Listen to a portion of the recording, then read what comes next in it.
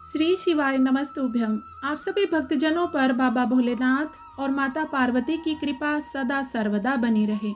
प्रिय भक्तों, आज मैं आपके सामने एक बहुत ही दिलचस्प कथा लेकर आई हूँ जिसका नाम है अमावस्या और पूर्णिमा, दो बहनों की कथा। तो चलिए आरंभ करते हैं आज की कथा। एक राज्य में एक राजा और एक रानी रहते थे जिनकी 4 संतानें थी, 2 लड़के और 2 लड़की। एक लड़की का नाम पूर्णिमा तथा दूसरी लड़की का नाम अमावस्या था। पूर्णिमा घर के कामों में निपुण थी और घर का पूरा काम करती थी और भगवान की पूजा अर्चना भी किया करती थी। इसके अतिरिक्त वह गौ माता की सेवा भी किया करती थी। और उसकी दूसरी बहन अमावस्या ना ही घर का कोई काम करती थी, ना ही भगवान की पूजा अर्चना करती थी और ना ही गौ माता की सेवा करती थी। पूर्णिमा सर्वगुण संपन्न थी, फिर भी राजा और रानी अपने दोनों बेटों तथा पुत्री अमावस्या को ही प्यार किया करते थे और वह पूर्णिमा से प्यार नहीं करते थे, उसके साथ भेदभाव करते थे। राजा के दोनों पुत्र और पुत्री धीरे धीरे बड़े हो रहे थे। जब वे बड़े हो गए, राजा ने अपने दोनों पुत्रों का विवाह योग्य कन्याओं के साथ करा दिया। इसके बाद रानी ने राजा से कहा कि अब दोनों पुत्री विवाह के योग्य हो गई हैं और इन दोनों का विवाह भी करा दो। राजा ने अपने पड़ोसी राज्य में जाकर वहाँ के राजा के पुत्र से अमावस्या का रिश्ता तय कर दिया और वहीं पास के गांव में जाकर एक गरीब परिवार के लड़के से पुत्री पूर्णिमा का रिश्ता भी तय कर दिया। यह सारी बात जाकर राजा ने अपनी रानी से बताया तो रानी यह सोचने लगी कि अब देखते हैं कि भगवान इसकी मदद कैसे करते हैं। यह बहुत ही पूजा पाठ करती है और भगवान में मगन रहती है। पूर्णिमा का भाई और उसकी भाभी पूर्णिमा से बहुत प्यार करते हैं क्योंकि पूर्णिमा उनके घर के कामों में उनका साथ देती है और कामों में उनका हाथ बटाती है और यहीं उनकी दूसरी बहन अमावस्या उन पर अपना रोब जमाती है और घर का कोई कार्य नहीं करती। कुछ समय बीत जाने के बाद दोनों पुत्रियों का विवाह हो जाता है। राजा और रानी विवाह के बाद अपनी दोनों पुत्रियों को विदाई देते हैं। विदाई देते समय राजा और रानी पुत्री अमावस्या को बहुत सारा धन और दौलत देकर विदा करते हैं और पूर्णिमा को कुछ भी नहीं देते, खाली हाथ अपने घर से विदा करते हैं। इसके बाद दोनों बहनें अपने ससुराल को चली जाती हैं। कुछ समय बीतने के बाद अमावस्या ने अपने घर पर शिव जी की कथा रखी जिसमें वह सभी गांव वालों को निमंत्रण देती है और अपनी बहन पूर्णिमा को नहीं बुलाती। जब गांव की सभी औरतें अमावस्या के यहाँ जाती हैं तो यह सब दृश्य पूर्णिमा अपने घर के दरवाजे के बाहर बैठकर देख रही होती है। तब वहाँ से गुजर रही औरतें पूर्णिमा से कहती हैं कि तुम्हारी बहन के यहाँ शिवजी की कथा रखी है, क्या तुम नहीं चलोगी?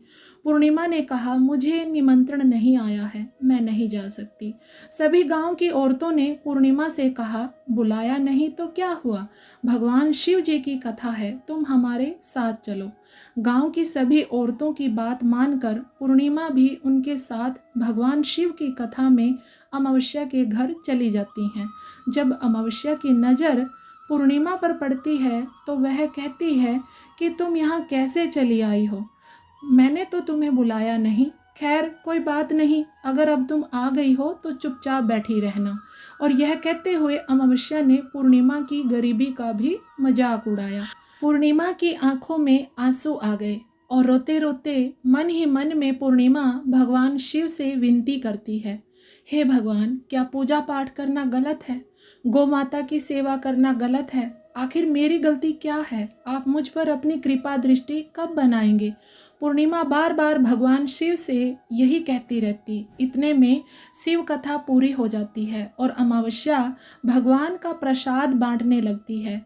वह सभी लोगों को प्रसाद देती है, लेकिन पूर्णिमा को वह प्रसाद नहीं देती। पूर्णिमा बिना प्रसाद के ही अपने घर लौट जाती है। रास्ते में वह यह सोचते हुए चलती है कि यदि बच्चे उससे कथा का प्रसाद मांगेंगे तो वह उन्हें क्या जवाब देगी। उसने सोचा था कि वह अपने मायके अपने भाई और भौजाई के यहाँ जाएगी और वहाँ जाते हुए वह बच्चों के लिए कुछ लेकर जाएगी। ऐसा सोचते हुए वह अपने घर वापस लौट आई। घर वापस लौटकर आने के बाद वह अपने पति और बच्चों से कहती है कि वह अपने मायके जा रही है। पति ने कहा ठीक है, और कुछ समय के बाद पूर्णिमा अपने मायके के लिए रवाना हो गई। चलते चलते रास्ते में एक चबूतरा आया जिस पर तुलसी का पौधा लगा था। उस चबूतरे पर एक बूढ़ी अम्मा बैठी हुई थी। वह कोई और नहीं, साक्षात तुलसी माँ थी। उस बूढ़ी माता ने पूर्णिमा से कहा, बिटिया तुम कौन हो और कहाँ जा रही हो। पूर्णिमा अपना परिचय देती है। परिचय देने के बाद बूढ़ी औरत ने पूर्णिमा से कहा कि यह तुलसी का पौधा सूख रहा है, इसमें थोड़ा सा पानी डाल दो और इस चबूतरे की साफ सफाई कर दो, जिससे मुझे थोड़ी ठंडक मिलेगी।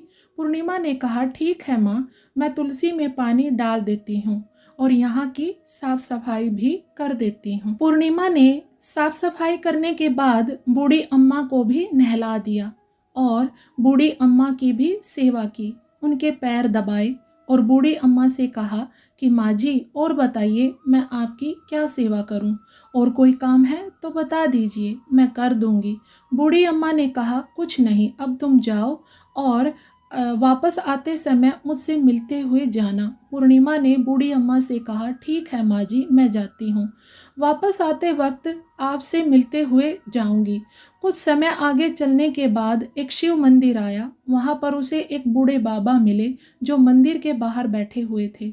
वह कोई और नहीं, साक्षात भोलेनाथ थे।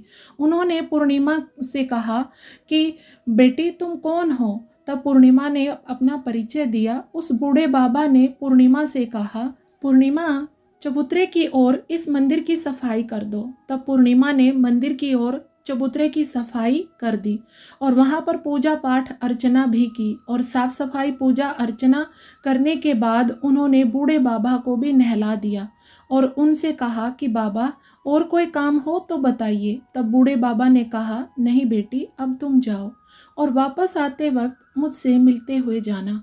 पूर्णिमा ने कहा ठीक है बाबा, मैं जाती हूँ, वापस आते हुए आपसे मिलते हुए जाऊंगी। आगे चलते चलते कुछ दूर चलने के बाद पूर्णिमा को एक काली जी का मंदिर दिखा। वहाँ भी एक बूढ़ी अम्मा चबूतरे पर बैठी हुई थी। उस बूढ़ी औरत ने भी पूर्णिमा से कहा कि बेटी तुम कौन हो, कहाँ जा रही हो। तब पूर्णिमा ने उस बूढ़ी औरत को भी अपना परिचय दिया।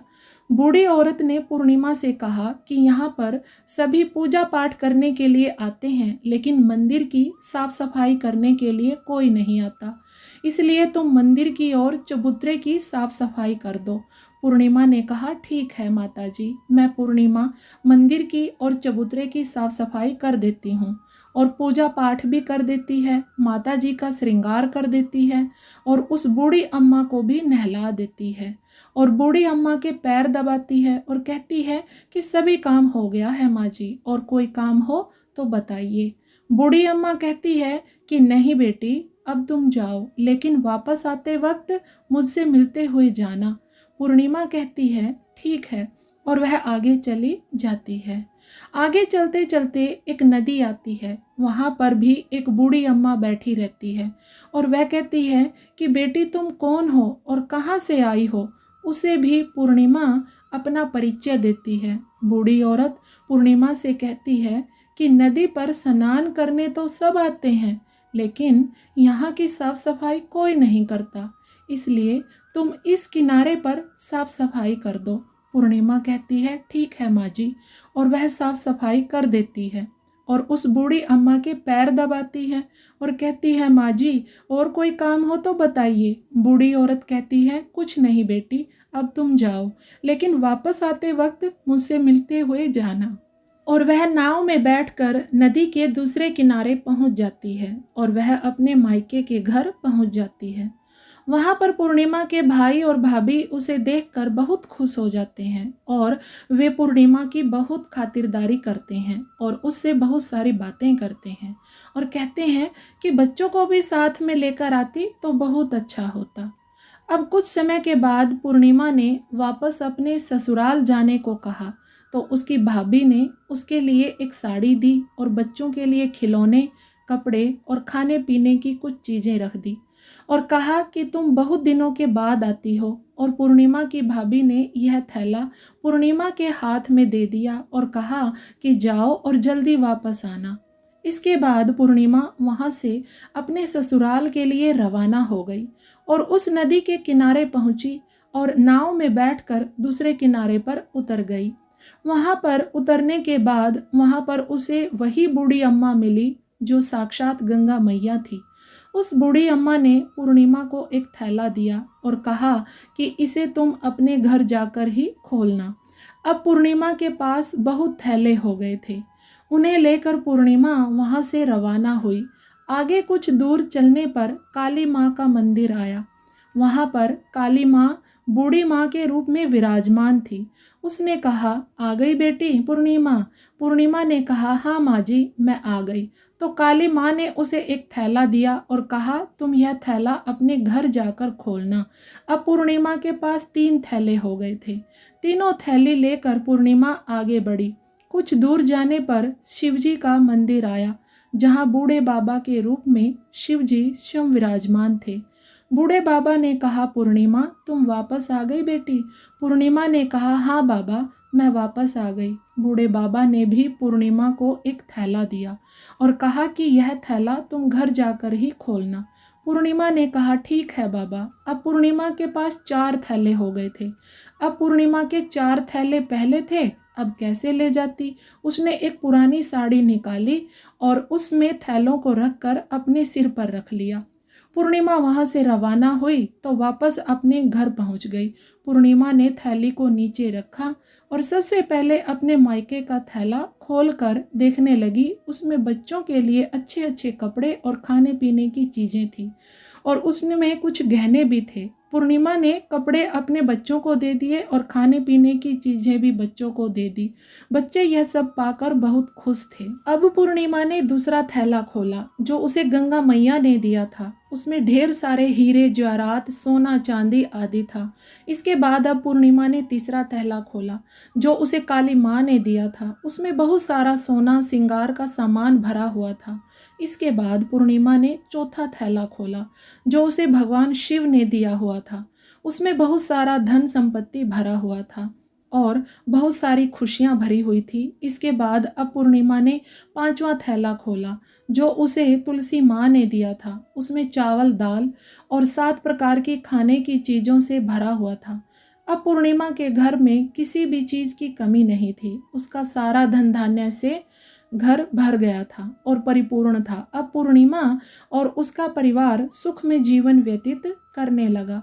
अब पूर्णिमा के मन में विचार आया कि क्यों न शिवजी की कथा कराई जाए और शिवजी की कथा में एक कार्यक्रम रखा जाए। पूर्णिमा ने गांव के सभी लोगों को निमंत्रण दिया और घर घर जाकर सभी लोगों को बुलाया। पूर्णिमा अपनी बहन अमावस्या के घर भी गई और अमावस्या को भी शिवजी की कथा के लिए अपने घर पर बुलाया। जब अमावस्या पूर्णिमा के घर शिवजी की कथा में आई तो उसने देखा कि पूर्णिमा के घर में किसी भी चीज की कोई कमी नहीं है। इतना सारा धन दौलत देखकर अमावस्या आश्चर्यचकित हो गई और उसने पूर्णिमा से कहा कि तुम्हारे घर में इतना धन और दौलत कहाँ से आया। पूर्णिमा ने कहा, देखो बहन, तुमने शिव जी की कथा में मुझे नहीं बुलाया था, फिर भी मैं चली आई और तुमने मुझे प्रसाद तक नहीं दिया और मेरी गरीबी का मजाक भी उड़ाया। उसके बाद मैं अपने घर आ गई और घर आते हुए मन ही मन मैं सोच रही थी कि अपने मायके जाऊंगी और मैं अपने मायके चली गई और जो कुछ घटना इस बीच हुई वह सभी घटना अपनी बहन अमावस्या को बताती है। तो अमावस्या कहती है कि तुम भी मुझे प्रसाद मत दो और मुझे डांट लो, लेकिन पूर्णिमा ने कहा कि यह तो भगवान का प्रसाद है, मैं तो सबको दूंगी और तुम्हें भी दूंगी। फिर भी अमावस्या ने प्रसाद नहीं लिया और वह सीधे अपने घर चली गई। घर जाकर अपने बच्चों से कहकर वह अपने मायके जाने के लिए तैयार हो गई। मायके के लिए निकल गई। उसे भी रास्ते में चलते चलते तुलसी माँ मिली। जो चबूतरे पर बूढ़ी माँ के रूप में बैठी हुई थी। बूढ़ी माँ ने अमावस्या से कहा कि बेटी, तुम कौन हो? तुम कहाँ से आई हो और कहाँ जा रही हो? अमावस्या ने अपना परिचय दिया। बूढ़ी माँ ने कहा, बेटी, यह तुलसी का पौधा सूख रहा है, इसमें थोड़ा सा पानी डाल दो और इस चबूतरे की साफ सफाई कर दो। इस पर अमावस्या ने कहा, बुढ़िया, तुझे दिखाई नहीं दे रहा कि मैंने इतनी महंगी साड़ी पहन रखी है, यह गंदी हो जाएगी। ऐसा कहकर वह वहां से आगे चली गई। आगे जाने पर उसे भगवान शिव मिले, उनसे भी उसने ऐसा ही कहा। उसके बाद आगे जाने पर उसे काली माँ मिली, जिससे भी मिली उसने यही सारी बातें कही। आगे जाने पर उसे गंगा मिली, उनसे भी उसने यही सब कहा और आगे चली गई। इसके बाद अमावस्या जब नाव में बैठने लगी तो उसे नाव में फूलों की जगह कांटे भरे थे, जो उसके पैरों में चुभ रहे थे। किनारे पर उतरकर वहां अपने मायके चली गई। जब वहां उसे उसकी भाभियों ने तथा भाइयों ने देखा तो मन ही मन में कहने लगे कि काम की ना काज की, 2.5 मन अनाज की। अब आ गई है तो ठीक है, पूर्णिमा तो हमारे कामों में हाथ बटाती थी, यह तो कोई काम तो करेगी नहीं। अब उन्होंने खाना बनाया और खा पीकर सभी सो गए। अमावस्या जब सुबह उठी और अपनी भाभियों से कहा कि मैं अपने ससुराल जा रही हूँ, उन्होंने कहा कि ठीक है, जाओ। अमावस्या बोली, पूर्णिमा को तो तुमने एक थैला दिया था और मुझे कुछ नहीं दोगे क्या? भाई और भाभी ने कहा कि तुम घर जाओ, थैले तुम्हारे घर पहुंच जाएगा। फिर अमावस्या वहां से निकल गई और नदी के किनारे पर पहुंची। वहां गंगा मैया बूढ़ी औरत का रूप धारण करके बैठी हुई थी। बूढ़ी माँ ने कहा, आ गई बेटी? तो उसने कहा, हाँ मैं आ गई। अमावस्या ने कहा, तुमने पूर्णिमा को एक थैला दिया था और मुझे नहीं दोगी क्या? बूढ़ी अम्मा ने कहा, तुम घर जाओ, थैला तुम्हारे घर पहुंच जाएगा। इसके बाद आगे जाने पर उसे काली मैया मिली, उसने भी अमावस्या को यही कहा। इसके बाद आगे जाने पर उसे शिव जी भगवान मिले, उन्होंने भी अमावस्या से यही कहा।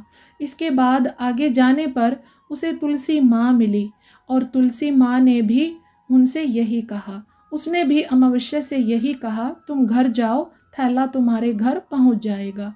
अमावस्या अपने घर पहुंच गई। आंगन में उसने देखा तो वहां पर 5 थैले पड़े हुए थे। अमावस्या ने मन ही मन सोचा कि अब तो मेरे पास बहुत सारी धन दौलत आ जाएगी। जल्दी जल्दी उसने सभी थैलों को खोला। किसी में मिट्टी थी तो किसी में पत्थर, किसी में कंकर तो किसी में कोयला। उसे मायके से भी कुछ नहीं मिला था। इन थैले में कुछ भी नहीं था। अमावस्या दौड़ती हुई पूर्णिमा के घर गई और कहती है कि तुम्हें तो इतना सब कुछ मिला, मुझे तो कुछ नहीं मिला, आखिर क्यों? तो पूर्णिमा कहती है कि जब मैं अपने मायके जाती हूँ तो अपनी भाभियों के साथ उनके कामों में हाथ बटाती हूँ, उनके साथ मिलकर काम करती हूँ, लेकिन तुम ऐसा कुछ नहीं करती, उनकी इज्जत भी नहीं करती, इसीलिए वह तुम्हें भला क्या देंगे। इसके बाद तुमने गंगा मैया को ठुकरा दिया और काली माँ को भी ठुकरा दिया और भगवान शिव को भी तुमने ठुकरा दिया, इसलिए उन्होंने भी तुम्हें कुछ नहीं दिया।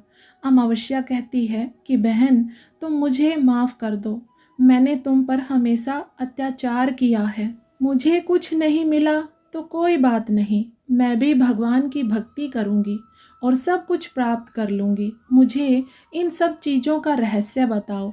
तो पूर्णिमा ने कहा कि तुम 3 सूत्र का ज्ञान ले लो और उसकी कथा करना। पहले सूत्र में दया मांगना, दूसरे सूत्र में कथा मांगना और तीसरे सूत्र में 108 बार ओम नमः शिवाय का जाप करना। बहन, भगवान ने यह सूत्र दिए हैं, इनको अपने हृदय में बसा लेना।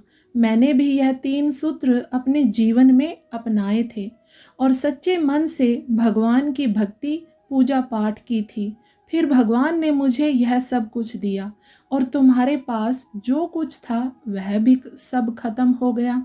इसके बाद अमावस्या अपने घर गई और भगवान की पूजा पाठ करने लगी।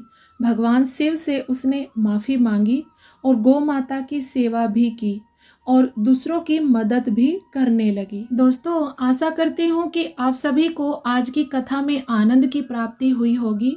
आप सभी भक्तजनों पर बाबा भोलेनाथ और माता पार्वती की कृपा सदा सर्वदा बनी रहे। इसी के साथ जीवा को विराम देते हुए मेरे साथ बोलिए, श्री शिवाय नमस्तुभ्यम, हर हर महादेव, ओम नमः शिवाय।